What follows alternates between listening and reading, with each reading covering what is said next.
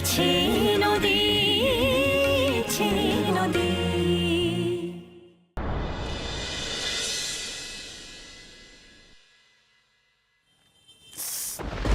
কিরে কি হলো? কিছু হয়নি, চলো। এই তুই চটি পরে আসিস না কেন? হ্যাঁ, মন্দিরে পুজো দিতে আসছি। হ্যাঁ, তাতে কি হয়েছে? আমিও তো চটি পরে এসেছি, তো পুজো দিতে যাচ্ছি। তবে তুই বাড়ি থেকে মন্দির পর্যন্ত এতখানি রাস্তা তুই চটি ছাড়া এসেছিস? হ্যাঁ, এবড়ো খেবড়ো রাস্তা কিরম দেখতো, খুব কষ্ট হচ্ছে না? ব্যথা করছে পায়ে? আমার কিছু আচ্ছা, আমি বুঝতে পারছি না তুই বাড়ি থেকে চটিটা পরে এলি না কেন? মন্দিরে ওঠার সময় চটি খুলে রাখলেই তো হতো।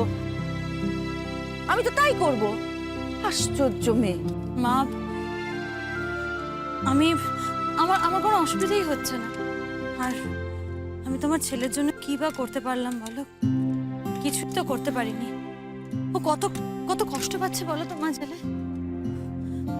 আসলে আমি কোনো ত্রুটি রাখতে চাই না। কিসের ত্রুটি? মা, আসলে কালো রায় বেরোবে তো, আমি কোনো রিস্ক নিতে চাই না। আমি চাই না আমার কারণে ওর আর কোনো ক্ষতি হোক। কি বলছিস তুই মেঘলা?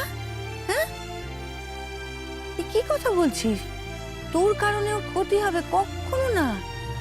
দেখ, পুরো কেসটা তো আমাদের দিকে প্রায় ঘুরেই এসেছে। দেখবি ওর পক্ষেই কাল রায় হবে। তাই যেন হয় মা, তুমি তুমি সেটাই বলো, তাই যেন হয়। আসলে দেখো, ও যে আমাকে উদ্ধার করতে বেরিয়েছিল সেটা তো অন্যায়। জেল থেকে তো ওভাবে আর সেটা এখন বিচারকও জেনে গেছেন।